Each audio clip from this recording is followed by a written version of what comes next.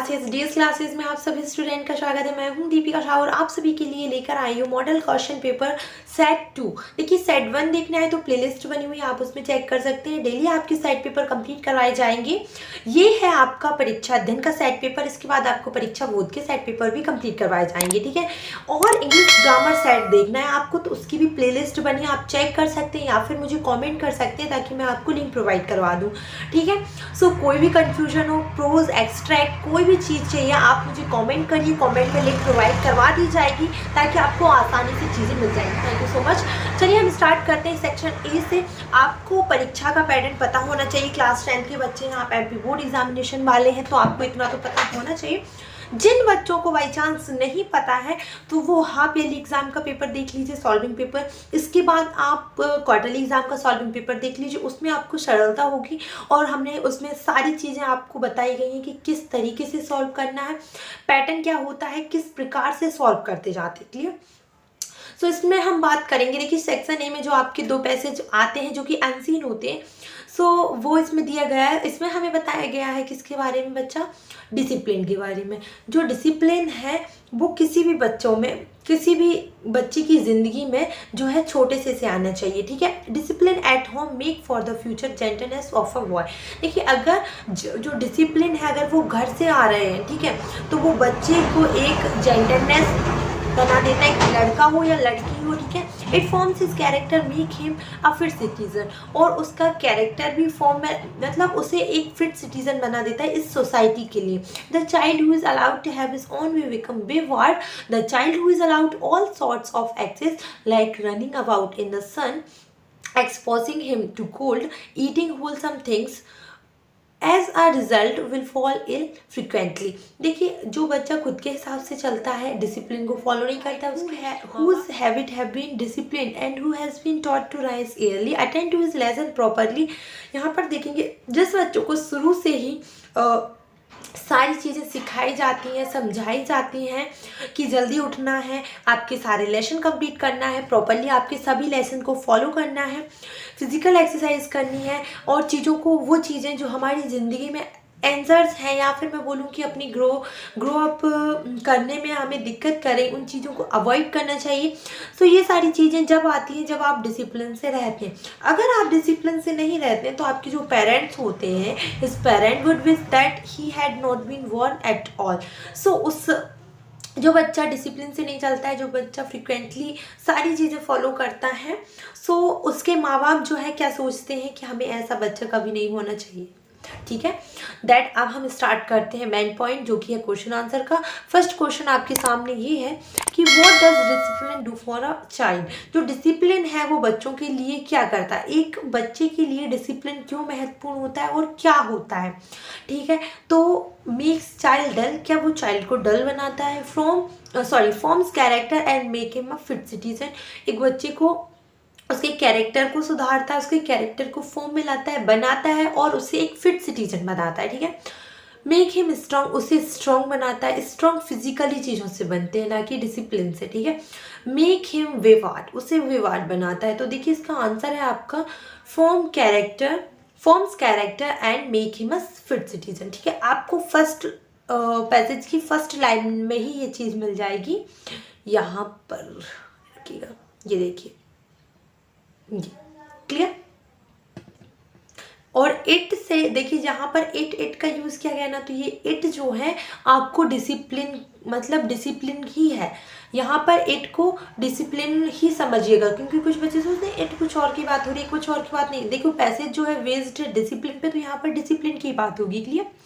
चलिए what evil does a child pick up when he is allowed to do what he likes.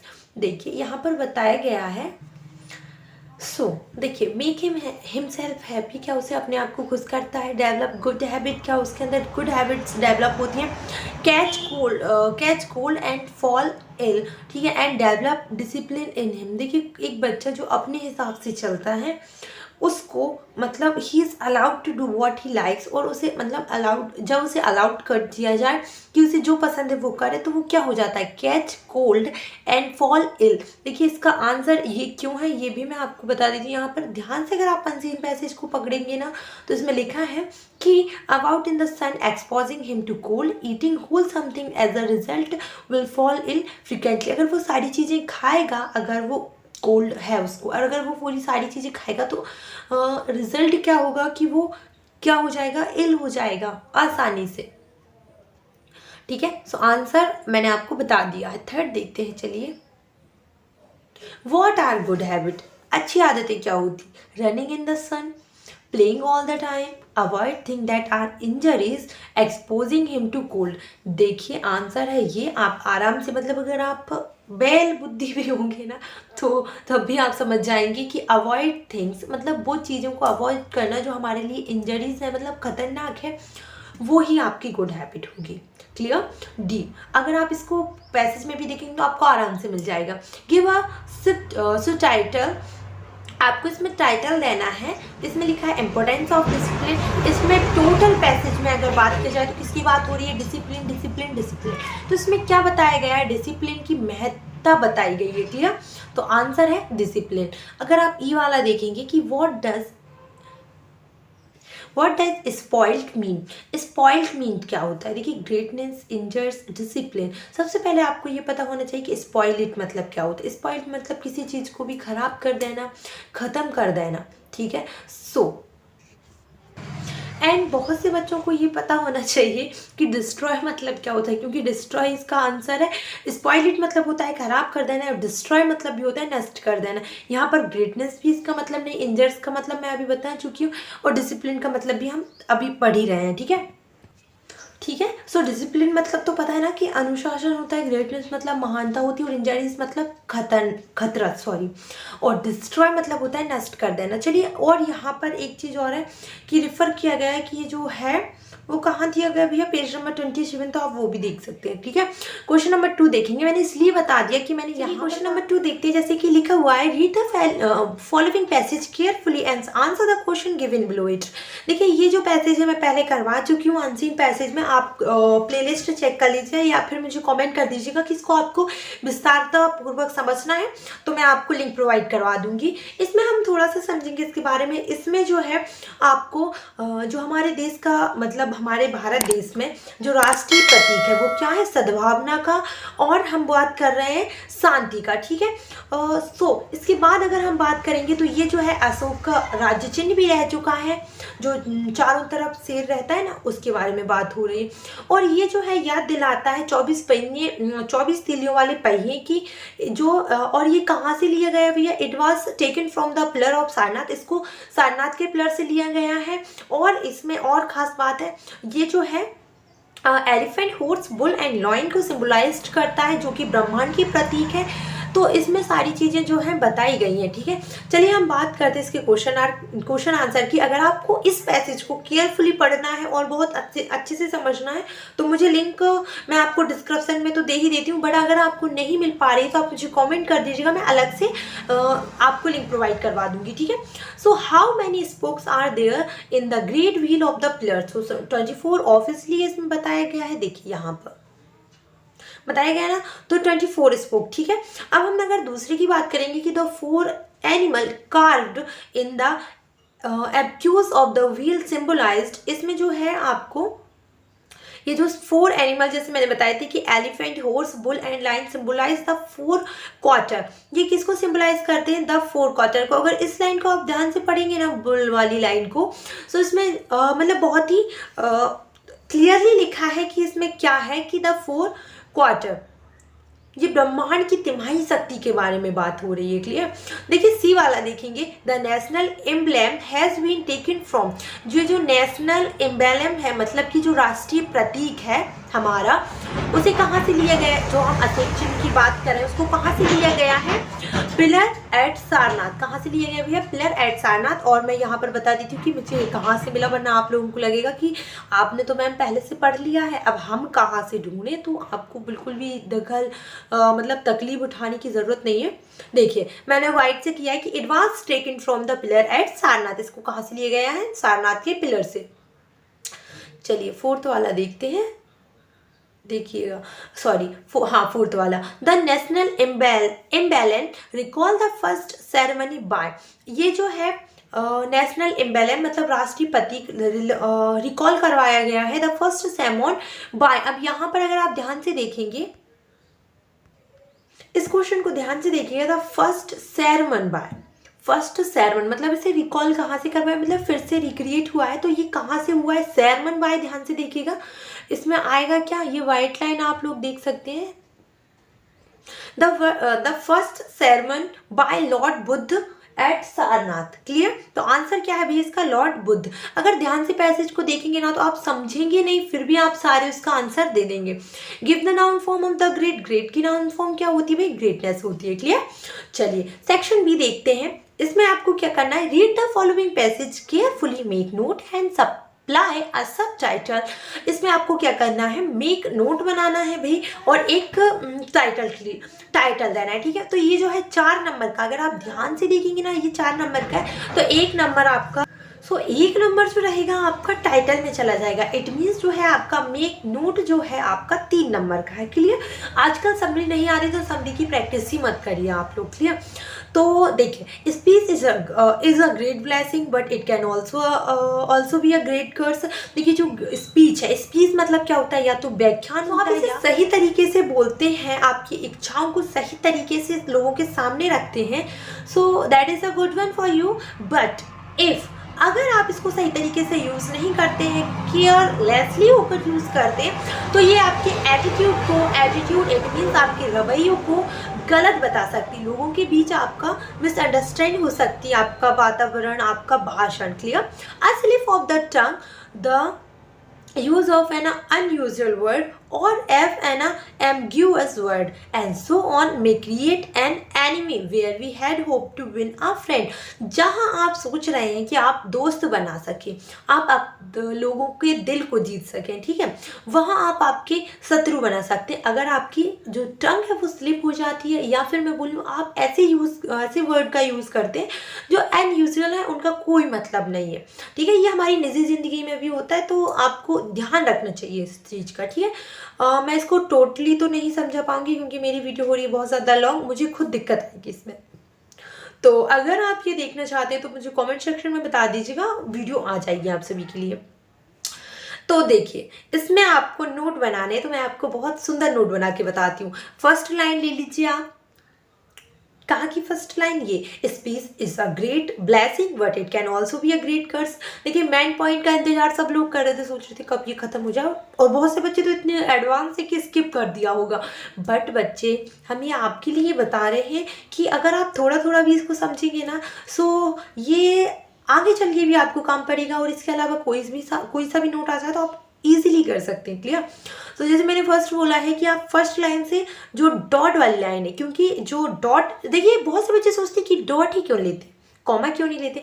Comma भी ले सकते हैं, लेकिन डॉट, इंग्लिश में डॉट का मतलब होता है फुल स्टॉप। क्या होता है? Full stop. दैट मीन्स यहाँ पर जो सेंटेंस है उसकी बात खत्म हो जाती है, क्योंकि इंग्लिश बहुत कम बच्चों को आती है। इंग्लिश मीडियम वाले बहुत आराम से समझ जाते हैं इस चीज़ को, बट हिंदी मीडियम वाले थोड़ा सा नहीं समझ पाते, इसीलिए हम लोग बताते हैं कि डॉट से रुक जाइए। तो देखिए speech is a great blessing but it can also be a great curse for while it helps us to make our intention and desire known to follow it can also.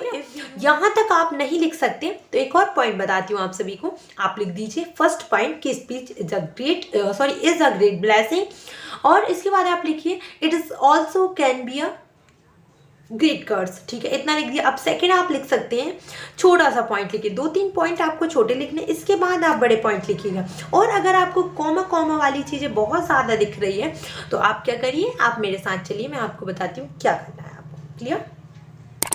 समझ में आता जाए तो वीडियो को like करते जाइएगा, नहीं समझ में आए तो कमेंट करते जाइए, ताकि हम आपके लिए थोड़ा सा बेहतर चीज़ सोच सकें और ला सके। चलिए नोट देखते हैं। देखिए उसको आप ध्यान से देख लीजिएगा, फिर आप मुझे देखिए। Speech is a great blessing. Speech क्यों लिखा है यहाँ पर, मैंने इसलिए लिखा क्योंकि वहाँ पर इट लिखा था, बट अगर आप थोड़ा सा ध्यान देंगे तो इट जो है स्पीच को ही बता रहा है। Clear? Speech is also can be a great curse for if we use it carelessly. अगर हम इसका केयरलेसली मतलब कि लापरवाही में यूज कर रहे हैं तो ये एक कर्स भी हो सकता है, हमारे लिए खतरा भी हो सकता है। थर्ड देखेंगे कि इफेक्ट ऑफ स्पीच, ये मैंने अपने मन से बनाया है, लेकिन आपको मन का इस्तेमाल करने की बिल्कुल ज़रूरत नहीं। आप लिखिए क्या, इस अबाउट ऑफ स्पीच, मतलब स्पीच के बारे में। स्पीच तो आप समझ जाएंगे क्योंकि बात हो रही है ऑलवेज स्पीच की, और बहुत बड़े बड़े पॉइंट थे तो आपको सब पॉइंट बनाने भी आने चाहिए। मैं अलग से एक वीडियो ला के दे दूंगी आपको नोट की, कि नोट कैसे बनाते हैं, समरी कैसे बनाते हैं और सबटाइटल कैसे ढूंढते हैं। बट इसमें थोड़ा सा जल्दी देखेंगे तो जल्दी देखने के लिए भी कुछ जल्दी करने की जरूरत नहीं है। अबाउट ऑफ स्पीच लिखकर आप जो कॉमा वाले हैं तो उनको लिखिए। वहीं अगर आप देखेंगे थर्ड लाइन में तो स्लिप ऑफ द टंग 3.1 बनाकर लिख दिया। The use of an unusual word और एन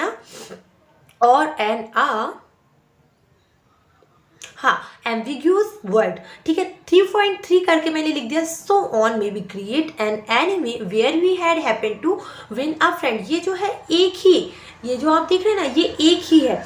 इसको बनाया मैंने कैसे है, देखिए मैंने थर्ड लाइन ली थी, मतलब मैंने तीसरा पॉइंट में इसको इंक्लूड किया था, तो मैंने 3.1 करके 3.2 करके 3.3 करके लिखा। और अगर आप इसके अलावा भी उसमें से और अच्छी चीज़ें निकाल सकते हैं तो ये आपकी खुशनसीबी है, आप वो भी कर सकते हैं। ज़रूरी नहीं जो मैंने पॉइंट ली वही निकालें आप। बट जो बच्चे बहुत डर हैं, वो सोच रहे हैं कि हम क्या करें कैसे करें, तो ये फ्री के नंबर है, ले लीजिए आप लोग। कैसे करेंगे, फर्स्ट की लाइन लिख दीजिए, एक बीच की लाइन लिख दीजिए और एक नीचे की लाइन लिख दीजिए। ये 3 लाइन भी लिख देंगे ना तो तरस खा के वो 2 नंबर आपको दे देंगे। और तरस खा के क्यों, मेक नोट ऐसे ही बनते हैं। क्लियर? और टाइटल इसका स्पीच है क्योंकि मैं स्पीच कर रही हूँ। ठीक है, चलिए ये हो गया। चलिए अब हम देखते हैं सेक्शन बी का 4। बहुत आसान होता है नोट बनाना, सबसे आसान काम है। जैसे हम कहते हैं ना खाना बना और हमने खा लिया, वही काम होता है क्या, नोट का। अब अगर आप मेरी बात को ध्यान से सुनेंगे ना तो आप बौखला जाएंगे। मैंने बोला खाना बना के खा लिया, बनाना आपको खुद ही पड़ता है। और खाना बनाने में कितनी मेहनत लगती है, डोंट यू नो दैट? कभी बना के देखिए अपने मम्मी के साथ। दौड़ना तो पड़ता है। फोर्थ वाला देखते हैं। यू आर अ मानस, आपका नाम है Manas, studying in here higher secondary school Balaghat. Write an application to your principal for issue your school leaving certificate. आपको किस लिए एप्लीकेशन लिखनी है, एलसी के लिए, लिविंग सर्टिफिकेट के लिए। आप क्या है, आपका नाम मानस है, आप कौन से स्कूल में पढ़ते हैं भैया, आप हायर सेकेंडरी स्कूल बालाघाट में पढ़ते हैं। और आप अपने प्रिंसिपल को एप्लीकेशन लिख रहे हैं, आपका एक इश्यू है कि आपको सर्टिफिकेट चाहिए, कौन सा, लिविंग सर्टिफिकेट, क्योंकि आपको यहाँ से जाना है, दैट मीन्स आपको टीसी निकलवानी है। देखिए मैंने इस पे से अलग से वीडियो बना दी है, उसकी भी प्लेलिस्ट में डाल देती हूँ आप सभी के लिए, आप वो देख लीजिएगा। आपको सारी एप्लीकेशन और एक, या मैं बोलूँ महामैराथन, या फिर मैं लेकर आ रही हूँ एप्लीकेशन। जितनी एप्लीकेशन मैं करवा रही हूँ और जितने तरीके से मैं करवा रही हूँ ना, आप आराम से आपके माइंड में बिठा लेंगे और आपको बहुत आसानी से समझ में आएगा। क्लियर? तो यहाँ पर एप्लीकेशन कर लेते अपन लोग, क्योंकि आप लोग सुनेंगे तो है नहीं, स्किप कर देते, मेरा दिमाग खराब हो जाता है। इसमें लेटर भी दिया है बट हम लेटर कभी और करवाएंगे। एप्लीकेशन मैंने करवा दी है, इसमें कौन सी है चलिए देखते हैं। अच्छा ये बताओ कौन कौन बच्चा चाहता है कि उसका 90+ आए इंग्लिश में, बताइए कौन कौन चाहता है, कमेंट करिए। एक दिन लाइव आते हैं यार, आप लोगों से बात करनी है मुझे कुछ। देखिए मैंने लिविंग सर्टिफिकेट लिखा हुआ है to the principal higher secondary school Balaghat. जो आपने रटाया एड्रेस है वो मत करिएगा, क्योंकि इसमें बताया गया है कि आप हायर सेकेंडरी स्कूल में पढ़ते हैं जो कि बालाघाट में, तो आपको लिखना है to the principal higher secondary Balaghat. Subject and application for leaving certificate, आप किसके लिए एप्लीकेशन लिख रहे हैं, लिविंग सर्टिफिकेट, ये रट लीजिए। एंड एप्लीकेशन फॉर, क्योंकि हमेशा आपको यही लिखना है। रिस्पेक्टेड सर करके आपको पूरा मैटर जमाना है कि I like to say that, state भी बोल सकते हैं, कोई दिक्कत नहीं। I am a student of class 10th of your school, हमेशा लिखिएगा I have been a good student in always for your school, for your school. मैं एक अच्छा स्टूडेंट रहा हूँ आपके स्कूल में। My father has been transfer Bhopal to Delhi, मेरे पिताजी का जो है ट्रांसफ़र हो चुका है। हमेशा आप भोपाल करते हैं, आज भोपाल से दिल्ली कर दीजिए। ठीक है, so I also have to shift it there, मुझे भी वहाँ पर शिफ्ट होना पड़ेगा, ठीक है। इसके बाद आई can not continue my study hair, मैं अपनी स्टडी जो है यहाँ पर कंटिन्यू नहीं कर सकता हूँ। इसके अलावा अगर आपके दिमाग में कुछ और भी मैटर हो कि आप आपकी 10th पास कर चुके हैं, अब आप जॉब के लिए अप्लाई करना चाहते हैं, तो आप वो भी कर सकते हैं, ठीक है। So I can not continue my study here, please kindly grant me leaving certificate, मुझे क्या दे दीजिए, मुझे लिविंग सर्टिफिकेट जो है अनुदान प्रदान करवा दीजिए, थैंक यू आपका। आप इसकी जगह पे आप इसकी जगह पे थैंकिंग भी लिख सकते हैं, ठीक है। योर ओबिडेंटली, एडवांस ना लिखें, बहुत बुरा लगता है। Your obediently Manas and class 10th, clear, समझ आ गया। और अभी जो बच्चे सोच रहे हैं जल्दी जल्दी क्यों हो रहा है, जल्दी जल्दी इसलिए हो रहा है कि वीडियो लॉन्ग ना हो जाए, फिर आपको देखने में प्रॉब्लम आएगी, मुझे समझाने में प्रॉब्लम आएगी, और अपलोड करने में सबसे ज़्यादा प्रॉब्लम आती है यार, मेन पॉइंट तो यही है ना। क्वेश्चन नंबर 4 देख लिया। क्वेश्चन नंबर 5 देखिए, चलिए। राइट एन ऐसे on any one of the following topic in 150 words, आपको एक ऐसे लिखना है जो कि 150 शब्द का होना चाहिए, जो कि 5 नंबर का। देखिए ये पैसेज के जो है जो ऐसे हैं उनके नंबर घट गए हैं, क्योंकि ये 5 नंबर का आने लगा है। सो हम भी थोड़ा सा दिमाग लगाकर सिर्फ 150 वर्ड्स का ही लिखेंगे। मैंने इसमें से लिया गया है माय हॉबी का। अगर आपको और दूसरा ऐसे चाहिए तो आप मुझे कमेंट कर दीजिएगा। चलिए थोड़ा सा माय हॉबी का ऐसे भी देख लेते हैं। बहुत आसान लैंग्वेज है, आपको याद करने में तो आई होप की दिक्कत नहीं होगी।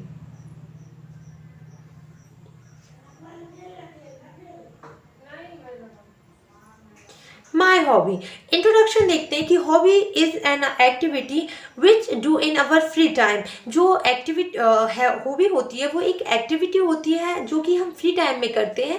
प्ले अ वेरी जो हॉबीज़ हैं play a very important role in our life. जो हॉबीज़ हैं वो हमारी ज़िंदगी में, रोज़मर्रा की ज़िंदगी में एक इम्पॉर्टेंट रोल निभाती है।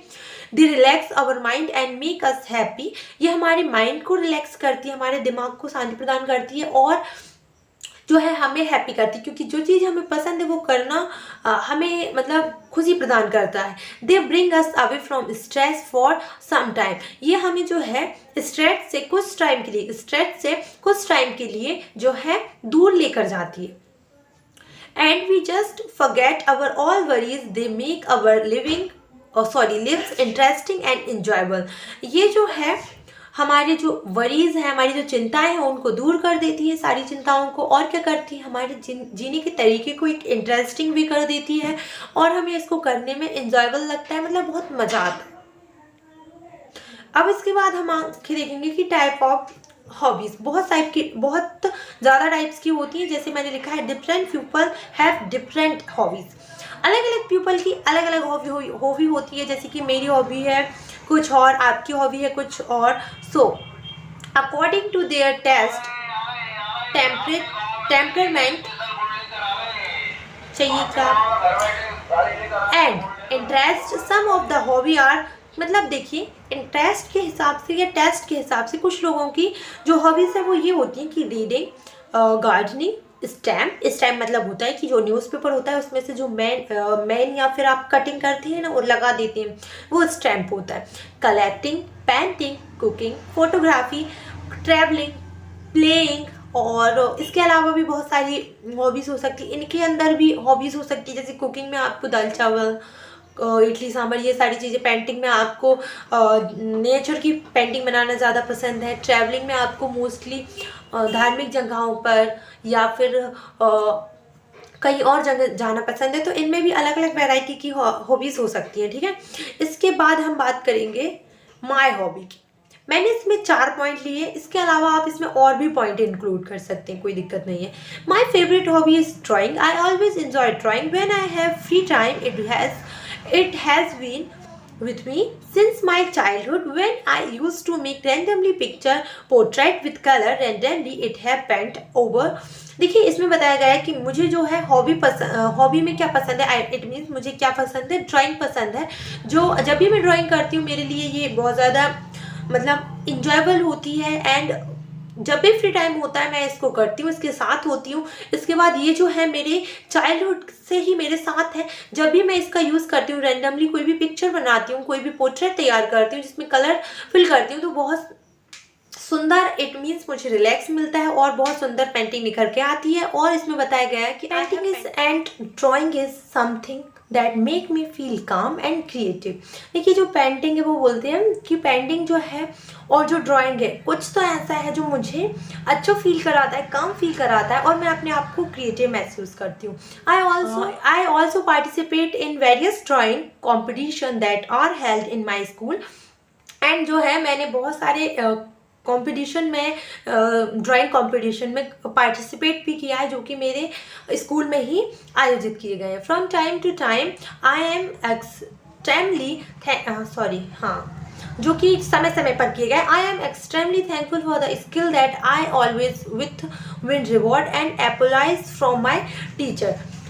ये जो बोलती है कि मैं बहुत थैंकफुल हूँ, मेरी जो है स्किल्स है, जो मतलब मेरी सीखने की कला है और जो मेरी ये बनाने की कला है उसको। और आई ऑलवेज विन रिवॉर्ड्स, मुझे बहुत सारे रिवॉर्ड मिल चुके हैं। इसके अलावा इसमें भी आप कुछ इंक्लूड कर सकते हैं और इसके अलावा आप इसमें स्पोर्ट्स का भी इंक्लूड कर सकते हैं। इट मीन्स मतलब माय हॉबी में आप अपना कुछ अलग से भी रख सकते हैं।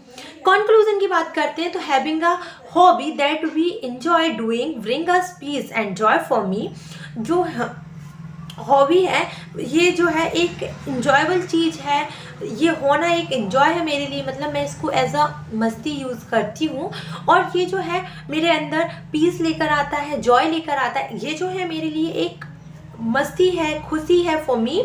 It is drawing. I wish to pursue drawing for the rest of my life. ये जो है इसको परस्यू करना ये मेरी लाइफ के लिए रेस्ट है, मतलब मैं जब इसे करती हूँ तो मुझे ऐसा ये काम नहीं लगता, एक रेस्ट लगता है। और वो बोलती है कि it is my dream 150, it is my dream to become a true artist one day. और वो बोलती है कि ये मेरा एक सपना भी है, जो मतलब मैं एक आर्टिस्ट बनूँ, कलाकार बनूँ। ठीक है, सो ये था हॉबी का जिसमें मैंने ड्राइंग को इंक्लूड किया। इसके अलावा आप अपनी कोई स्किल्स के बारे में भी इसमें शो कर सकते हैं। ठीक है, चलिए आगे देखते हैं।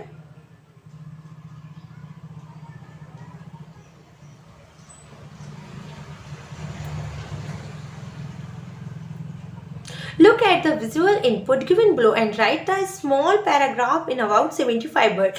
ये इसमें क्या है, आपको एक स्मॉल पैराग्राफ लिखना है इसके बारे में। देखिए यहाँ पर जो है एक ध्वनि चल रही है, ऐसे कान बंद कर रहा है, दैट मीन्स ये लाउड स्पीकर के बारे में कोई भी समझ जाएगा। यहाँ पर जो ग्राउंड है, मतलब जो भी बाहर दिख रहा है आपका, यहाँ पर बहुत सारे जन दिखाई दे रहे हैं इस टाइप से। सो उनका एक मतलब स्पीकर चल रहा है, कुछ कर रहे हैं, कुछ एक्टिविटी हो रही है बाहर पर, लेकिन जो यहाँ पर जो बच्चा है वो पढ़ रहा है, वो डिस्टर्ब हो रहा है इस चीज़ से। तो इसके ऊपर से आपको एक पैराग्राफ लिखना है जो कि आपका अबाउट 75 वर्ड्स का होना चाहिए, जो कि तीन नंबर का है। ठीक है, तो चलिए एक शॉर्ट पैराग्राफ देख लेते हैं। Short paragraph. Loudspeaker have become a nuisance. People use them during birthday parties, marriage parties, public meeting, Devi Jagran and other social function। जो लाउड स्पीकर है वो कब यूज़ किया जाता है, किसी की मैरिज पार्टी में, बर्थडे पार्टी में, या फिर जागरण, देवी का जागरण होता है उसमें, या फिर सोशल फंक्शन में। ठीक है, But they forget that while celebrating these occasions, these cause disturbance to other। लेकिन हम भूल जाते हैं कि जब हम इनका यूज़ करते हैं तो हम दूसरे लोगों को, जब हम सेलिब्रेट करते हैं तो दूसरे लोगों को इस चीज़ से भी दिक्कत हो सकती है, वो डिस्टर्ब हो सकते हैं। एंड यहाँ पर बात हो रही है, स्टडी कर रहा था ना वो लड़का, तो आपको स्टडी का भी मटेरियल बताना पड़ेगा। देखिए, these occasion that they cause disturbance to other, it is because disturbance to the student while doing their homework or preparing for exam। हम उनको कब डिस्टर्ब कर सकते हैं, यहाँ से देखिएगा, ये कारण बन सकता है आपका किसी को परेशान करने का, किसी को डिस्टर्ब करने का। और स्टूडेंट जब उनके होमवर्क कर रहे हैं या फिर वो प्रिपेयरिंग हो रहे हैं, मतलब प्रिपेयर कर रहे हैं एग्ज़ाम के लिए, तो जब हम उनको डिस्टर्ब कर सकते हैं इस चीज़ से। It deprives people make use of loud speaker till late night. This problem can be overcome only by making people aware of the trouble they cause in turn too. देखिए हम इस चीज़ के बारे में जब भी लोगों को समझा सकते हैं, जब भी इस चीज़ के बारे में मतलब अवेयर कर सकते हैं लोगों को, तब इस चीज़ को कम जब भी किया जा सकता है, जब लोगों को हम अवेयर करें। और अवेयर कब कर सकते हैं, जब वो खुद इस चीज़ को महसूस करें, ठीक है। और इसके अलावा आपको भी थोड़ा सा और लिखना पड़ेगा। कहाँ तक हो गया था? Aware of the trouble they cause in turn to other these parties should be organized outside the residential area. Loudspeaker should not be allowed till late night. देखिए इसमें बताया गया है कि जो मतलब हम पार्टीज वगैरह करते हैं, कोई भी चीज़ जो लाउड स्पीकर से जुड़ी है उनको हमें रेसिडेंटियल एरिया में करना चाहिए, मतलब दूर आउटसाइड करना चाहिए। और हम लाउड स्पीकर को हमें लेट नाइट तक अलाउड नहीं करना चाहिए, ठीक है।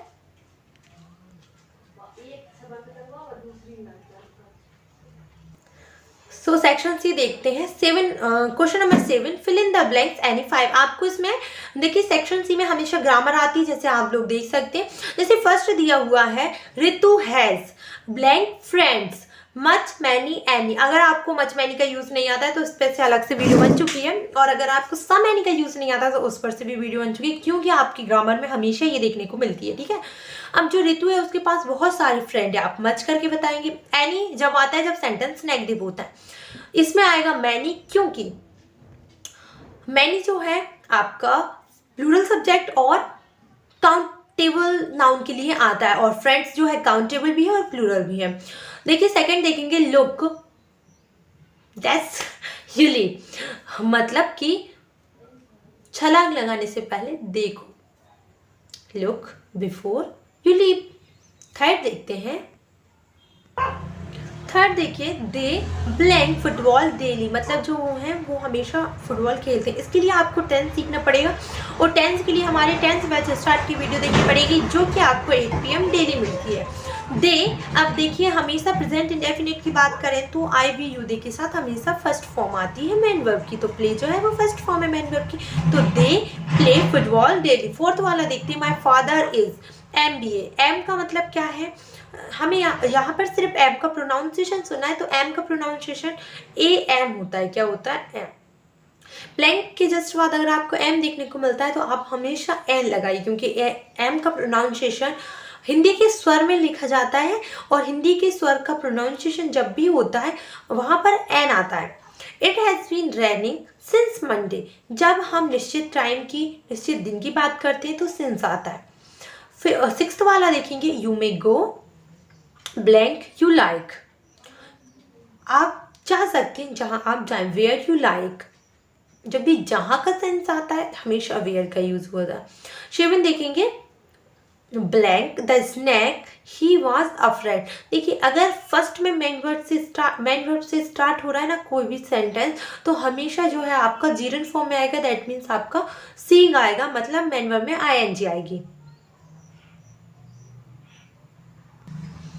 डू एज डायरेक्टेड एनी 5, इसमें आपको डू एज डायरेक्टेड करना है, जिसमें रिराइट द यूजिंग अनलेस, आपको इसमें अनलेस का यूज करना है। तो इसमें दिया है first, if you work hard you will succeed, अगर आप कठिन परिश्रम करेंगे तो आप पास सक्सेस हो जाएंगे, सफलता प्राप्त कर लेंगे। तो आपको कैसे करना है, अनलेस, इफ की जगह पे अनलेस यूज करेंगे। Unless you work hard you will not succeed, अगर आप कठिन परिश्रम नहीं करते तो आप सक्सेस नहीं होते। मैंने नॉट क्यों लगाया, क्योंकि अनलेस में ही नॉट छुपा होता है, मतलब कि आप जब फर्स्ट सेंटेंस लिखेंगे ना अनलेस यू वर्क हार्ड, इसका मतलब ये होगा कि अगर आप कठिन परिश्रम नहीं करते हैं तो, ठीक है। सेकंड देखेंगे कि ही is so fat that he can not run fast, देखिए वो बहुत मोटा है तो वह भाग नहीं सकता, तो सो की जगह पे आता है बैरी, और इसके बाद दोनों सेंटेंस को जोड़ने के लिए दैट का यूज होता है। बट इसमें जो है हमको चेंज यूज टू का करना है, तो अब हमें सो की जगह पे बड़ा वाला टू, इट मीन्स TOO वाला टू यूज करना है, दोनों सेंटेंस को जोड़ने के लिए टू यूज करना है। मतलब हम कैसे करेंगे, he is too fat that की जगह पे टू फैट टू। अब टू के जस्ट बाद हमेशा मेन वर्ब की फर्स्ट फॉर्म आती है, और मेन वर्ब की फर्स्ट फॉर्म है रन, तो आप क्या लिखेंगे, ही नहीं लिखेंगे आप, ही इज सो, तो he is too fat to run fast. ये थर्ड वाला देखेंगे ही रीड्स अ बुक, इसको आपको पैसिव वॉइस में कन्वर्ट करना है, तो ये दिया है आपको प्रेजेंट इंडेफिनिट में, इसको आप प्रेजेंट कॉन्टिन्यूअस में लेकर जाएंगे। A book is read by him. ये देखिए। फोर्थ वाला देखेंगे Neha said I want to open this bag, Neha ने कहा उससे वह ये बैग खोलना चाहती। अब आपको यहाँ पर इसको किस में बदलना है, एक मिनट रुकिए, इसमें क्या करना है, चेंज द नरेशन, आपको नरेशन में कन्वर्ट करना है। ये स्पीच भी बोलते हैं इसको, डायरेक्ट इनडायरेक्ट स्पीच। तो देखिए नेहा सेड, तो नेहा सेड दैट, दोनों सेंटेंस को जोड़ने के लिए दैट यूज किया। ये दिया था आपको प्रेजेंट इंडेफिनिट में, इसमें आपको चेंज करना है, प्रेजेंट इंडेफिनिट से एक टेंस आगे जाएगा तो पास्ट इंडेफिनिट हो जाएगा। So she wanted to open that bag, this की जगह पे दैट हो जाएगा। She sing a song, change किसमें यूज करना है, इसमें change the past perfect tense, इसको पास्ट परफेक्ट में बदलना है, तो इसके लिए आपको टेंस आने चाहिए। डुअल्स डायरेक्ट के इंग्लिश सेट पेपर मैंने करवा दिए गए, लेकिन उससे पहले आपको टेंस आने चाहिए, तो टेंस की वीडियो चल रही है, ठीक है। सी सिंग अ सॉन्ग, वह जो है गाना गाती है, तो आपको इसको पास्ट परफेक्ट में बदलना है, तो सी हैड संग अ सॉन्ग, क्योंकि पास्ट परफेक्ट में हेल्पिंग वर्ब जो होती है हैड होती है और मेन वर्ब की थर्ड फॉर्म आती है। ये देखिए इस तरीके से। आई स्लेप्ट वेल, मैं अच्छे से सोई, इसको आपको नेगेटिव में बदलना है। ये आप सबसे पहले समझिए ये कौन सा टेंस है, ये टेंस है पास्ट इंडेफिनिट। जब पास्ट इंडेफिनिट को नेगेटिव में चेंज करते हैं तो हमेशा डिड नॉट आता है और उसके बाद मेन वर्ब की फर्स्ट फॉर्म आती है। सो क्या आएगा, I did not sleep well. Clear. इसको रीअरेंज करना है सेंटेंस को, जिसमें लिखा है hobby my game playing is. तो इसके लिए आपको ये आना चाहिए कि फर्स्ट में subject, helping verb, man verb, object आता है। तो फर्स्ट क्या है, माई हॉबी, मैन सब्जेक्ट है, इसके बाद हेल्पिंग वर्ब क्या है भाई, ए इज है, तो my hobby is playing game, playing जो है आपका क्या है, क्या है मैन वर्ब है, और गेम जो है ऑब्जेक्ट है। सेक्शन डी देखते हैं, चलिए। चूज द करेक्ट ऑप्शन, मैंने आपको most important multiple choice question करवा दिए गए फ्रॉम प्रोज, फ्रॉम पोइट्री, और मैंने आपको प्लेलिस्ट भी बना दी गई है। हर एक चैप्टर की अलग से वीडियो बनी है, तो आप उसमें देख लीजिए, सारे मैंने ये करवा चुकी हूँ, ठीक है। In the wall poem what does in the word of position means, इसका आंसर है मेटीरियलिस्टिक थिंक। सेकेंड देखेंगे which fruit does the author compare the baker is physique with, तो उन्होंने कंपेयर किया था बनाना से। Buddha ask Kisa Gotami to bring a handful of mustard seed, किसकी बात करी थी, क्या लाने की चीज बोली थी उन्होंने, मस्टर्ड सीड, ठीक है। इसके बाद फोर्थ है the colour of the Ram part of the young lady, क्या था, हनी। चलिए क्वेश्चन नंबर 10 देखते हैं, जिसमें एक्सट्रैक्ट दिए गए, मैंने most important extract from prose and poetry सारे करवा दिए गए हैं, जो कि मैंने प्लेलिस्ट भी तैयार है और मैं यहाँ पर आपको लिंक भी मेंशन कर देती हूँ डिस्क्रिप्शन में, ठीक है। Read the extract carefully and answer the question given below, आपको जो है एक्सट्रैक्ट को पहले पढ़ना है। हिज पेरेंट्स एंड हिज, मैं थोड़े से जल्दी में बताती हूँ। His parents and his brother and sister landed on the green flooring ahead the green sea.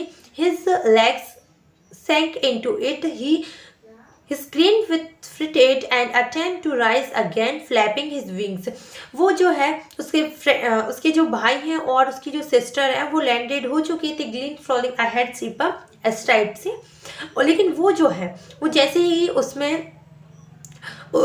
ही वो उसमें ड्रॉप होता है, उसकी लेग जो है ड्रॉप होती है, इट मीन्स वो सी में जाता है, उसकी लेग जो है जाती है, तो वो उसको लगता है कि मैं यहीं पर रुक गया हूँ, मैं थक गया हूँ, एंड स्टैंड ऑन, वो वहाँ पर खड़ा रहता है और अपने पंख को है जो फड़फड़ाता है, फ्लैपिंग हिज पंख, बट ही वाज टायर्ड, वो बहुत ज़्यादा थक चुका था, एंड वीक, बहुत कमज़ोर भी था, और वो हंगर, मतलब उसको भूख भी बहुत ज़्यादा लग रही थी, and he could not rise, लेकिन वो नहीं उठ पाता। एग्जॉस्टेड बाय द स्ट्रेंच एक्सरसाइज, लेकिन वो बहुत ज़्यादा थक जाता है। ये मतलब देखना उसके जीवन में ये फर्स्ट टाइम था कि वो उड़ा था, और उसकी एक्सरसाइज जो थी बहुत स्ट्रेंथ थी, तो उसको भी बहुत ज़्यादा थक चुका था उस एक्सरसाइज से भी। एक minute रुकिएगा। His field sank into the green sea and turned, his valley touched it and he sank no farther. He was floating on it, and around him his family was screaming, praising him and their weak were offering him scrap of dog fish. He had made his first fly. तो उसकी family उसके surrounded होती है और वो जो है उस मतलब अपनी वैली को टच करता है और जैसे वो अपने पापा पूरी फैमिली को देखता है तो वो फ्लोटिंग करने लगता है, ठीक है।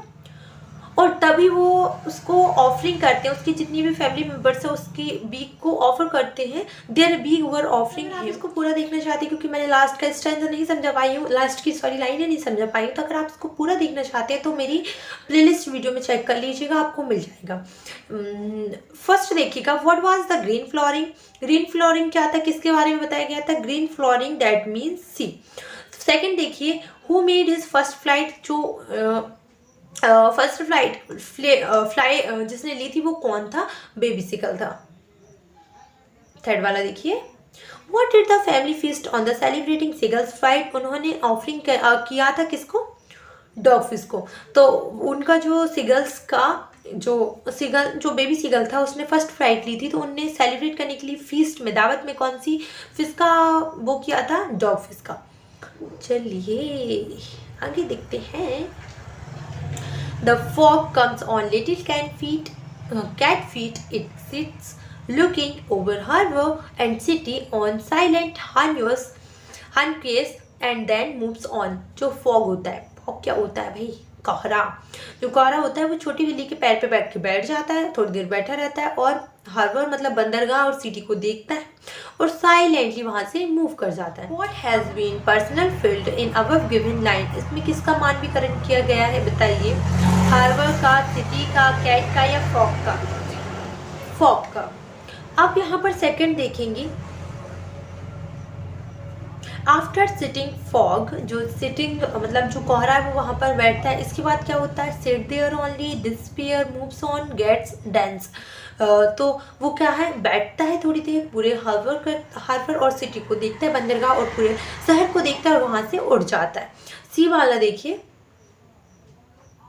The poet of our poem is. दो ये जो पोयम है जिसमें से ये लाइनें ली गई हैं, इसके पोइट कौन है, इसके पोइट है कार्ल सैंडबर्ग।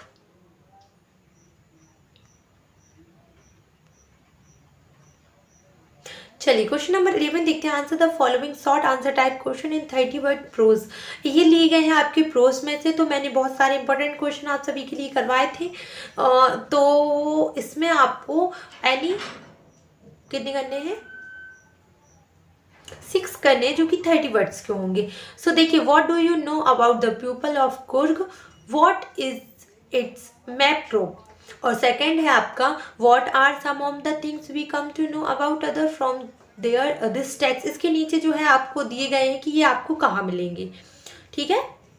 और अगर बाई चांस आपके पास परीक्षा अध्ययन अवेलेबल नहीं और आपको इनके क्वेश्चन आंसर चाहिए, मतलब इन क्वेश्चन के आंसर चाहिए, तो आप मुझे कमेंट सेक्शन में बताइएगा, मैं अलग से उसकी वीडियो लेकर आऊँगी। What was Valli's favourite pastime. और इसके बाद फोर्थ है, what is the Indian legends associate about the origin of tea. Second fifth है, what twin obligation does Mandela mention. Sixth है कि they were beckoning to him, calling shrilly. What did the seagull's father and mother threaten him and cajole him to fly? और seventh है, what did the Buddha do after he had attained enlightenment? और eighth देखेंगे, was Len so surprised to find a letter from him with money in it। तो देखिए 8 दिए गए हैं आपको, इसमें क्वेश्चन आपको 6 करने हैं और कभी भी आप पूरे 8 के 8 क्वेश्चन का आंसर ना दें क्योंकि नंबर आपको इसमें 30 ही मिलने हैं। क्वेश्चन नंबर 12 देखेंगे, answer the following short answer type question in 30 word poetry any two. आपको पोइट्री में से 2 क्वेश्चन दिए गए हैं और मैंने पोइट्री के भी बहुत सारे क्वेश्चन आपको करवाए थे, उन्हीं में से हैं ये। For Frost what do fire and ice stand for. Second है, how old do you think Amanda is, how do you know this. Question number 3 है, question number 3, Belinda tickled him, she tickled him merefully, why। इसका आंसर भी आपको, सारे question का answer आपको मिल जाएंगे, आप लोग ध्यान से देख लीजिएगा। क्वेश्चन नंबर 14 देखते हैं, answer the following long answer type question in 75 words prose. How did Mandela's hunger from freedom change his life. Question इसमें और में दिया है कि what made the woman in the control centre look at the narrator strangely. ठीक है, ये दोनों क्वेश्चन बहुत आसान है, बहुत आराम से कर लेंगे। ठीक है, क्वेश्चन नंबर 15 देखेंगे। Answer the following question, long answer type question in 75 words poetry. देखिए मजा तो आ रहा होगा आप लोगों को। How does the poet suggest that you identify the lion and the tiger, when can you do so according to him? आपको इसमें बताना है according to him ही बताना, ठीक है, पोइट्री में से दिया गया है ये। और इसके बाद आपको इसमें और में दिया है कि do you know the story of Rapunzel, why does Amanda want to be Rapunzel. देखिए इसके बाद क्वेश्चन नंबर 19 दिया है कि answer the following question, long answer type question in 75 words. Footprints में से दिया है जो कि 3 नंबर का है। How did Griffin become invisible, और इसके बाद उसमें दिया है और में How did Bholi's teacher play an important role in changing the course of her life? ठीक है, इसके बाद that is enough, that is complete। देखिए क्वेश्चन नंबर 16, देखिए 3 नंबर का फुटप्रिंट में से आया है और फुटप्रिंट का हमारे चैनल पे नहीं दिया गया है, बट आपको देखना है तो हमें कमेंट सेक्शन में